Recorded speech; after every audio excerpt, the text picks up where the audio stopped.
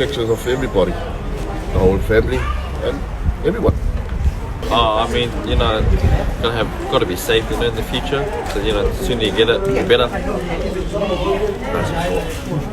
So keep my family safe. Yeah, safe.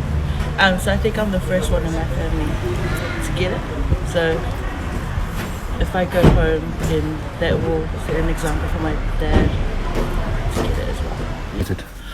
The reason why I came to get vaccinated is because, it's just that whole safety issue as well, and I don't want to contaminate my family. And the variant is serious. It's really serious. It's for health-wise. And being a Pacifica, we're very vulnerable to it, to catch anything really. But especially with this variant, the Delta variant and the COVID, we could, it's my life.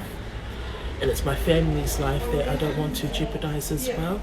And there's an opportunity where we can come and get vaccinated and be safe from it. Ia maleava lava ma le whaaroalo.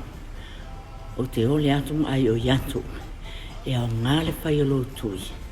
E le ngata i nā o ngā ilo soifua. Ai au ngā fōi. Mo le lau tele o tangata Samoa whaamole. Ia alofangia.